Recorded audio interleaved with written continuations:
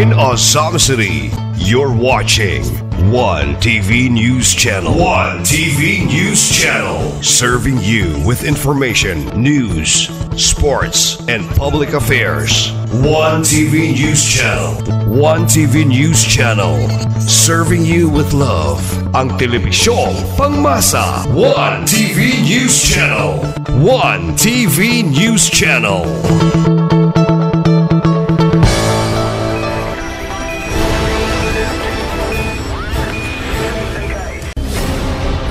One TV special report.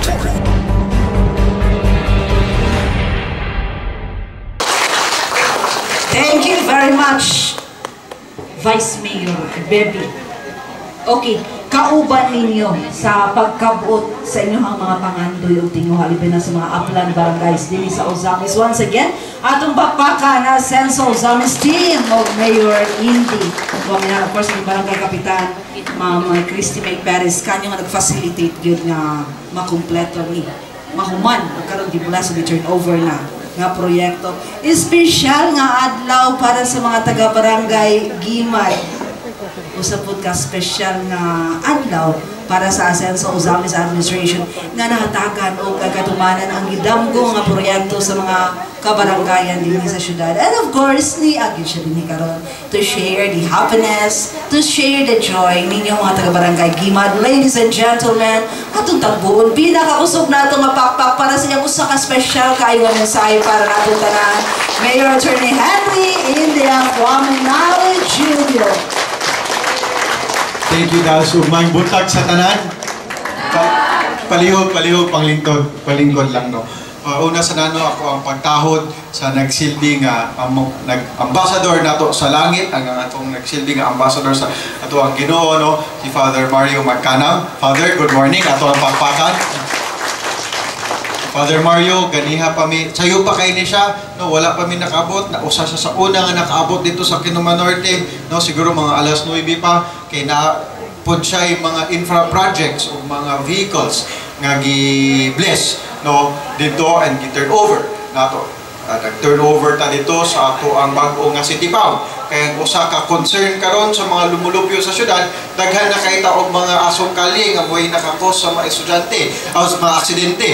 No, nagsuri-suri sa mga kalsada, no, dagang mga napaakan, dagang mga motor nga nabangga, no, so muna ato ang gi-improve ato ang City Pound para daghan na taong mas masudlan pa sa mga stray dogs and mas mahawan pa ang ato ang mga kalsada. No, si Father Pod ang ga-bless sa ato ang manlift nga mo'y makatabang sa ato paglimpyo sa mga kahuyan, sa mga kakahuyan, sa mga wires.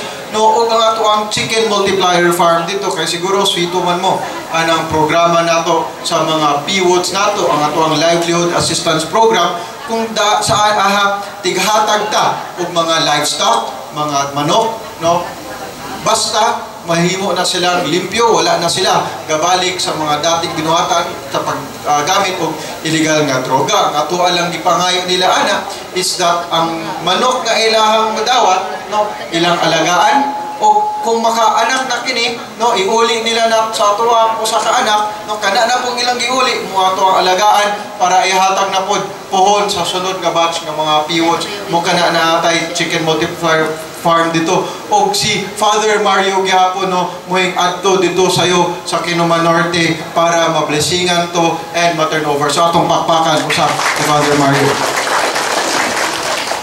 O siyempre, kanitanan, mga nakita ninyong pag-asenso sa Ozamis, dili man posible kung wala tayo maabtikon nga City Council, nga bisan pa man na recognize and napaila na sila tag sa ganiha. No, ako na po silang hangyoon nga mutindog usab pagtawag nako sa ilaha, kay dapat pod gyud ma-recognize ni sila and mailahan sila nga sila mo'y kanunay pod gatrabaho para makabot gyud nato ang Asenso Ozamis. So nga to ang City Council headed by our very motherly Vice Mayor, simple siya, Bibi Neri, pakpakan. O ang ato ang mga City Councilors, si Councilor Attorney Mars Tapayan, Councilor Lorly Fuentes Cipres, Councilor Cecil Go, Councilor Dinky Suizo,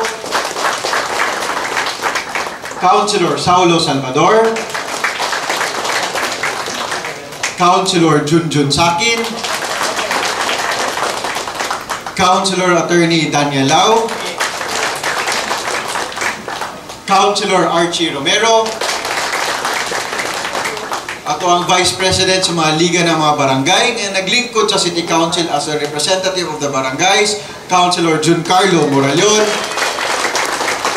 Wala lang nato nakuyog karon kay busy po sila ilang kaugalingon nga lakaw, no? Si Councilor Sunny Waminal ug si Councilor Kat Katlin.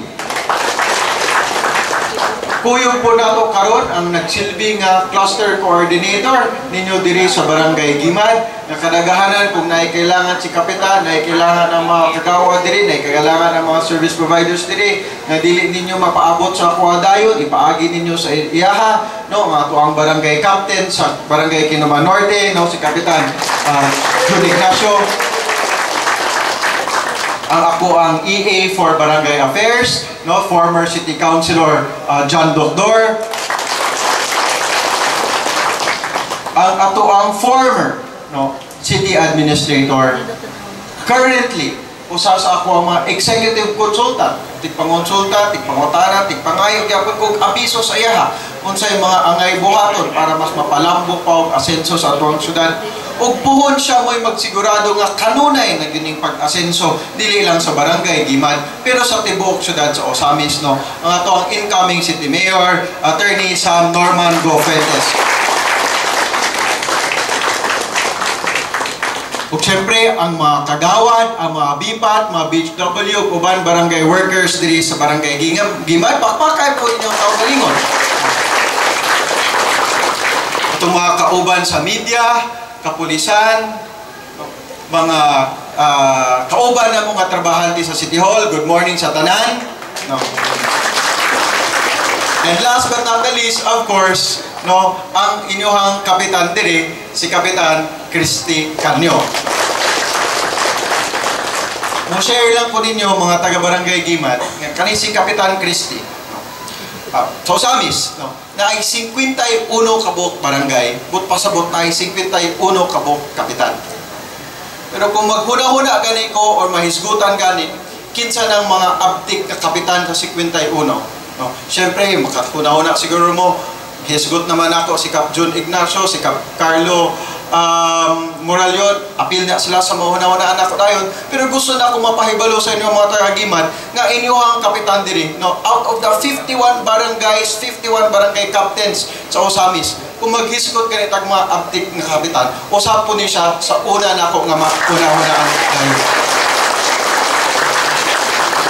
Gawas nga abtik, no, nakita gid namo, no, diri sa City Hall, sa Council, unsa ni kakugi mo trabaho si Kapitan Christy, no, para mapaabot gyud sa taga-barangay Gimad unsa ang inyong gikinahanglan, no. Ug gawas ana, no, abtik ug kugi pug kay siya mulihok mo pasabot sa mga taga-barangay Gimad unsay kailangan buhaton para matabangan tatanan mulambo ang ato ang barangay ug syudad. No, kay sa giingon na ni Vice Mayor BB ganihan, kaning pag-asenso nato, no, bunga man gyud ni sa pagtinabangay o pag sinabdanay nato tanan.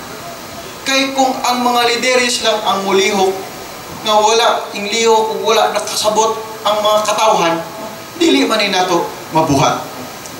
Og si Cap Christy, no, kinumdum ko adtong panahon nga naglisod kay siya, giaway na lang siya, pasabot sa mga katawan dito sa Gimad, nga no, kailangan kaayo magpa-booster, magpa-vaccine, no. Bisan pag giaway na sa mga tao, aning kamot lang gyapon siya pasabot kay kabalo siya, muni ang ikaayo, no. Dili lang sa syudad, pero sa mga katawhan dili sa barangay, no. Kanang mo pasabot na siya, usahay gikinahanglan mo badlong, dili ta dapat magpasagad lang og tukod ug unsa nga pangipangtukod dira kay naapod ay mga balaod nga gipangsunod ug kanang mga balaod nama sila mga katuyuan. Kay syempre sa mga balaod makita man nato dili dapat angayan magtukod og balay or structure kay basin landslide prone area or dito sa sentro basin dali mabahaan, no. Nya ang Cap Christy nga pagpasabot dili man nga pagpabawal, pagpapahibalo lang para magyahan po ang katawhan kung angayan ba na ang gibuhat, no? Kaya kung dili ta magsinabtanay ana, dili ta magkinabangay ana, malangan ang pag-asenso. Nako ihatag na example, no? Siguro natuog ninyo ang balita dito sa sentro, kasugod naman ta og taod og mga traffic light, no? Usa sa ato ang gitaod nga traffic light na dilatar tungod kay naay usa ka establishment nga pagtukod niya sa establishment tungod kay wala siya ingkuha og mga permit, hinuon pod natukod to ang iyang building, wala pa man gi-implementar ang mga balaod, so wala pa nang nangayo og mga permit ang mga namunuan atong panahon na, no? Pero tungod kay wala niya giagi sa insaktong proseso, no, ang iyahadang establishment gakaon sa dalan nga karon ang dalan ngayang ang gikaon sa iyang establishment mo may angayan nato og butangan og poste sa traffic light. Diba? Kunya, pagtanaw sa ato ang engineering, no? Pagtanaw sa gatrabaho sa traffic lights, kita man nga ang iyahang building sulod man gyud kaayo sa right of way. Kumbaga, sulod man sa katungod sa gobyerno o sa publiko. Pero siyempre, dili po nato siyang pwede nga bruskuho na lang nga dili katungod ni sa syudad nga mabutaw og traffic light. Kaya naa naman ang iyahang building, naa naman ang establishment ito. Pero kung sa una pa lang, pagsugod pa lang, no, gisabot niya nga kailangan tumanon ang balaod, makita on tato nga dili day pwede dito dapit nga itukod ang iya parking lot ragud to, no, kailangan di ay muatras pa siya gamay, no, kay ang iyahang gitaoran og parking lot mosulod pa sa ato ang gitawag og right of way. Pero syempre kita sabot man pud gud ta nga katong wala man pud to siya, kumbaga wala man pud gud na patuman lang ang balaod siya sa una. So syempre nahita ko tag pamaagi nga mataod nato ang traffic light, no, mopadayon atong pag-asenso nga dili ra pud kaayo apektado ang katong tag-iya adto nga establishmento. Pero ang punto, pag sinabtanay lang sa pagsugod, dili unta ni mahitabo, dili unta madilatar ang pag-asenso. Dili unta pag madilatar ang paglambo pa unta ang pag-progress sa atoang syudad.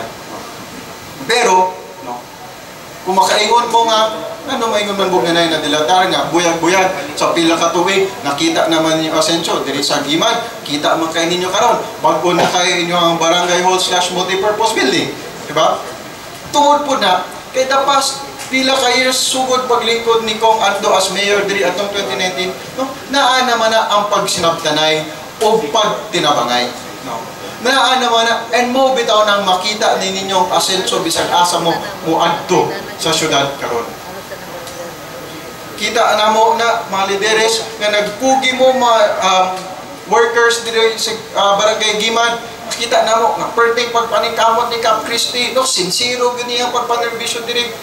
Mo bitaw nang kung unsay gikinahanglan, no, amo tama sa among mabuhat, amo ginang gipaabot diri sa barangay. Sulti ako sa tinuod pod kani nga inyohang barangay hall, no, murag na humani in 3 tranches, 3 phases, sakto baka no, nasugdan ni atong panahon pa ni Kong Ando katong siya pa mo mayor atong first part of 2022, no, di gidungag-dungagan nato og pundo atong 2023 antod na human na gid nato atong 2024, no, wala na to ni gialang-alang, no, kay kami po diri sa syudad, no, with the city council gilantaw po nato namo unsay gi-identify ni Cap Christie nga gikinahanglan ninyo diri. Una, ang iharaman tong ingon is parkingan para sa rescue. Pagaman, ingon naman siya, maayo po na ay session hall. Pagaman, maayo po daw na ay function room. Maayo po daw na ay opisina ang secretary, na ay opisina ang mga daycare worker. No? Na nakita man nato kani si Cap Christie ang mga taga-barangay Gimad, dili man ni mangayo o dili ga kinahanglan kugihan man kayni, so kami po wala po ni napulan og kakugi nga sige unsay kailangan ninyo ang budget nga katawhan og hantod sa naabot sa punto nga ingon si Cap Christie o sige kada na tanan namong kailangan na human na pod gyud ang inyong proyekto o ako hanan pero kani do not worry because this will not be the last. No? Okay, as long as magpadayon lang ta og sinabdanay and tinabangay, no? Ang pag-asenso sa barangay magpadayon sad na. No? sulti ko ninyo, wala pa ni na turnover, wala pa ni na human, na-identify na tayo ni Cap Christie unsay sunod nga proyekto yang gikinahanglan diri sa Gimad. No, which is kanang inyong water supply system so sa itong Puro Cap, Puro Tres. No? Oh, so wala pa ni na turnover, katong nga proyekto, no, hapit na to, pwede masugdan. No, tungkol sa inyo pagtinaban ay pagsinaptanay na.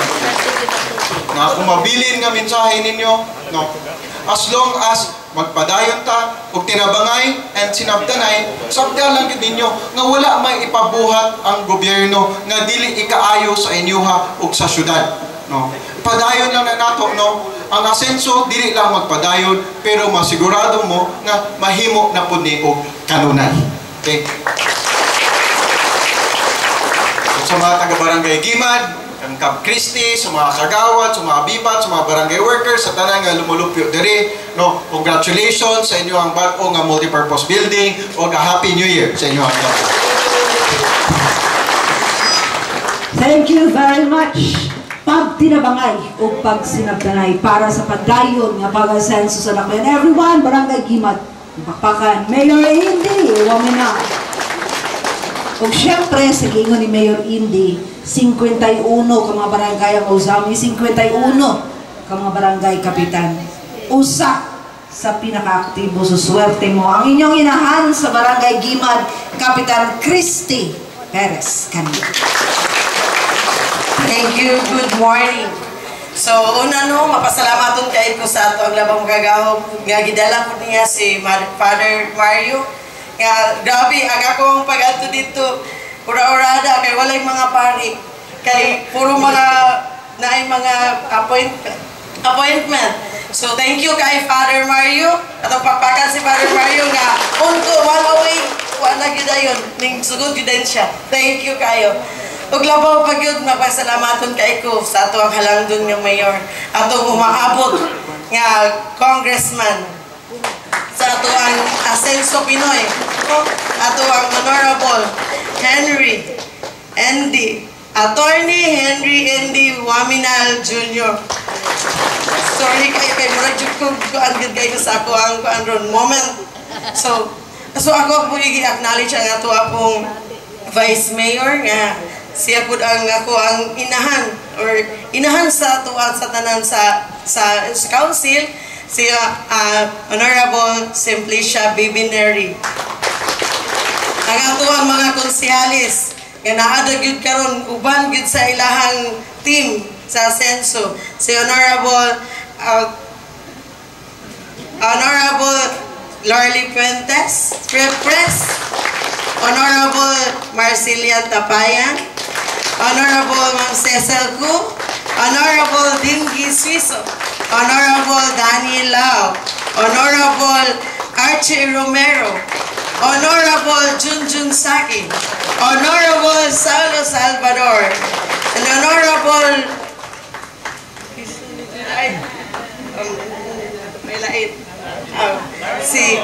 Honorable Carlo Moralion. Nga maura ba yun mo guide na ako sa kanunay. Pag ako apong kanang kasandigan sa tanan, kay siya ang among cluster leader, si Kapitan Jun Ignacio. Atong pakpakan. Ako po ang amo pong kuan si Sir sa Vice, una si Dr. Sir Dor. Sa tanan wala na ako naligtas. So ako din yung pasalamat yun po no sa ato ang 3 pillars. So ato no si Congressman Honorable Sancho Fernando Ando Waminal Tumpakakan. Si Governor atong amahan sa atong probinsya, si Governor Henry S. Waminal. So ako mapasalamaton jud kay ko sa ako ang mga konsehalis diyan. Dili kay ko magmurag kuan sa ako ang gibati kay ngano dili jud ni mabuhat og wala ang tema Asenso. Atong pagpakan. So ako ag yung pasalamat gyud sa tanan sa Team Asenso. Inubanan sa ato ang mayor nga grabe gyud ang suporta. So pasaylo ako, napaday ko nalimtan ang atong umaabot nga mayor. Attorney Sam Norman Fuentes.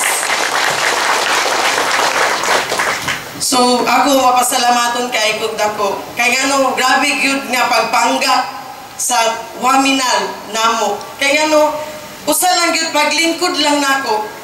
Paglingkod nako as kapitan ani nga barangay in 2018 ning gawas dayon ang ako ang kanang gisaad ni Gov sa former congressman pa siya.